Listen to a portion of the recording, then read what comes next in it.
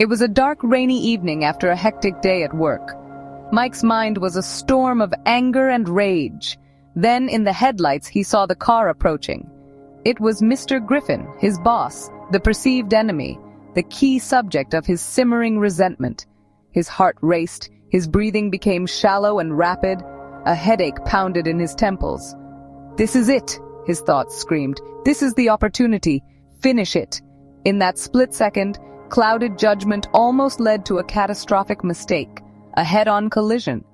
But then, a voice echoed in his mind the words of a Buddhist monk he'd spoken with just days before. "Don't be a slave of your mind." A disaster averted. If you're listening to this, perhaps it's a call to examine the hidden anger within yourself and protect yourself from future harm. Anger is a torturous force. It builds within, consuming your thoughts, growing stronger day by day, like a hidden dragon. You may not even realize it's there until it strikes, manifesting in your actions, words, and thoughts, harming others and ultimately yourself, resulting in grave mistakes. When the suffering comes, and the regret follows, it's often too late.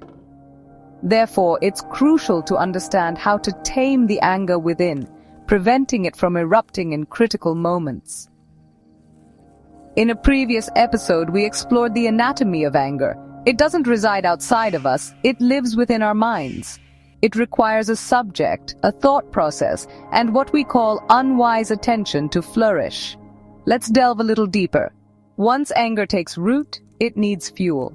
Your mind begins creating stories around it. It plans the downfall of your perceived enemy, conjuring hypothetical situations where they suffer, where you witness their destruction. It weaves poisonous tales, wishing harm upon these so-called enemies. You might even find yourself accustomed to a perverse sense of satisfaction in the misfortunes of others, finding joy in their worries, illness, or even larger crises like natural disasters or wars. Your mind develops a habit of entertaining conflict, creating an unhealthy, illusory sense of satisfaction. This unwise attention eventually solidifies into a long-standing mental state. Rage. Like a matchstick struck against a matchbox, the head ignites, providing a brief light. But soon, the fire consumes the entire stick. Anger operates similarly. If you are in a state of rage, it burns within you, often unknowingly. Mike was in this state, his mind poised to unleash his anger through his actions. The first step to protect yourself from this fire is to contain the anger, to hold it within, like a prisoner. Anger is a natural part of life. We don't need to be taught to be angry, it arises spontaneously. This is part of the life cycle, the karmic flow, an often unimaginable cycle. To break free, you need training, energy, and compassion. Let me tell you a story. In the quiet mountains of ancient Japan, nestled among the whispering pines and flowing streams, there lived a Zen monk named Genshin. He was known for his deep wisdom and serene demeanor, but even the most enlightened souls are tested. One day, a young training monk named Jiro came to him, troubled by his inability to control his anger. Jiro approached Genshin with a furrowed brow and a heavy heart. "Master, I cannot seem to master my anger. It rises within me like a storm and I feel powerless to stop it. Please teach me how to find peace." Genshin, seated in meditation, opened his eyes slowly and regarded the young monk with compassion. Without a word, he stood and motioned for Jiro to follow him. They walked in silence through the monastery grounds until they reached a small, still pond. Genshin handed Jiro a wooden bowl and said, "Fill this bowl with water from the pond and carry it with you as we walk. Do not spill a single drop." Jiro, though confused, obeyed. He carefully filled the bowl to the brim and followed Genshin as they began to walk along a narrow path that wound through the forest. The bowl was heavy, and the water trembled with every step. Jiro focused intently, his eyes fixed on the bowl, his hands steadying it as best he could. As they walked, Genshin began to speak. "Anger is like this bowl of water, Jiro. When you carry it with you, it demands all your attention. If you let your mind wander, even for a moment, the water will spill and your anger will overflow. But if you remain present, if you focus on the task at hand, the water stays calm and so does your mind. Jiro nodded, his concentration unwavering. But as they continued, Genshin suddenly clapped his hands loudly, startling Jiro. The young monk flinched, and a few drops of water spilled over the edge of the bowl. Genshin smiled gently and said, See how easily the mind is disturbed. A sudden noise, a harsh word, or an unexpected event can shake your focus and cause your anger to spill forth. But the key is not to avoid these disturbances, they are part of life.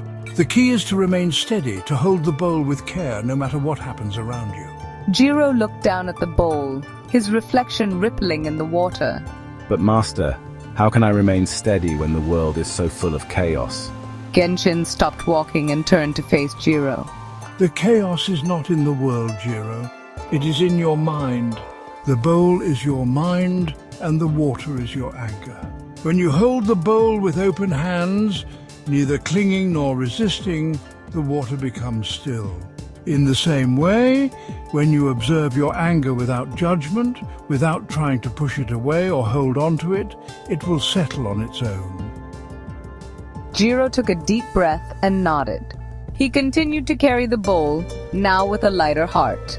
As they walked back to the monastery, the sun began to set, casting a golden glow over the path. The water in the bowl remained still, reflecting the sky above. When they reached the monastery, Genshin placed a hand on Jiro's shoulder. Remember, Jiro, anger is not your enemy, it is a teacher.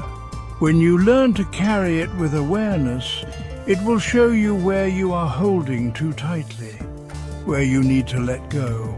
And in time you will find that the bowl is not a burden, but a mirror reflecting the stillness within you. Jiro bowed deeply, tears of gratitude in his eyes. From that day forward, he carried the lesson of the water bowl with him, not just in his hands, but in his heart. And whenever anger arose, he would remember Genshin's words and hold it with care until it too became still, like the surface of a calm pond. Now, let's explore how to control anger, how to prevent it from manifesting outwardly. First, acknowledge. Recognize that your mind is experiencing anger. Tell yourself that you and your mind are separate entities. Second, understand. Identify the state of your mind. Is it simple anger, or has it escalated to rage? Third, control. Reaffirm that you have control over your mind. The choice is yours. Fourth, resist. Make a firm decision not to let the anger escape through words, actions, or even thoughts. But with time you will realize that grip should not be too firm. Every force builds another force against it to overcome. Fifth, breathe. Take slow, conscious, deep breaths. This signals to your body and mind that you are not about to react impulsively. Sixth, avoid. Escape the conflicting situation. Remove yourself from the potential for destruction. This is a wise decision regardless of what others may think. Seventh, silence. Say, I'm done. I'm not ready to talk. Or simply remain silent. Silence and solitude can provide valuable insights. Eighth, redirect. Walk away, engage in another activity, anything to allow the critical moment to pass without reaction. Tell yourself you will address the situation later. Ninth, consequences. Remind yourself of the potential consequences, the aftermath of uncontrolled anger. Let the fear of the outcome guide you. Am I willing to suffer because of someone else's behavior? 10th, observe, look around you. Observe the behavior of others, their anger, their rage. Smile at the realization of what is happening. Please write these 10 points down. They may be invaluable to someone someday. Now you've learned how to control your anger. how to prevent it from manifesting outwardly. But the anger may still reside within, feeding on your thoughts, waiting for another opportunity. Our next step is to understand how to prevent anger from building up in the first place, how to purify our minds with love and kindness. This is a practice that must be done in a calm state, not in the heat of the moment. We'll discuss that in another episode. Stay tuned, and until next time, find the best within you.